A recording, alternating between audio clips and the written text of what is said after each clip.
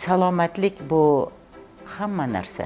Chunki salomatlik yo'q joyda dunyo qorong'i. Tabobat dunyosi insonni energiyasini yoki salomatligini, muvozanatini saqlovchi kerakli moddalar bilan ta'minlab kelgan. Organizmdagi har bitta organni immun tizimini muvozanatini saqlab bergandagina inson sog' va ish quvvatiga ega bo'ladi. Ganoderma lucidum degan bir o'sha qirollarni uzoq umrini saqlovchi yemish borligi. Bu oddiy qo'ziqorin emas, shifobaxsh.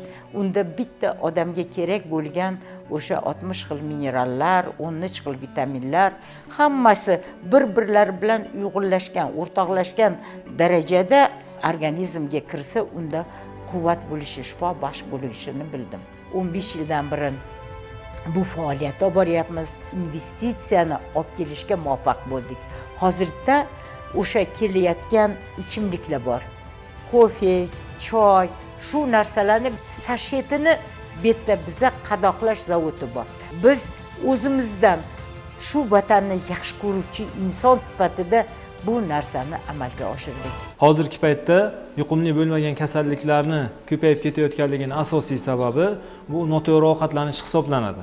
Oziq-ovqat tarkibida sun'iy, yarim tayyor mahsulotlarni ko'p iste'mol qilishimiz va uning natijasida organizmni bir kunlik ehtiyoji uchun yetarli bo'lgan vitamin, minerallarning yetishmovchiligi natijasida yillar davomida organizmda bir qancha kasalliklarni paydo bo'lishiga sabab bo'lyapti. Kordigold mahsuloti inson organizmi uchun juda ham foydali hisoblanadi.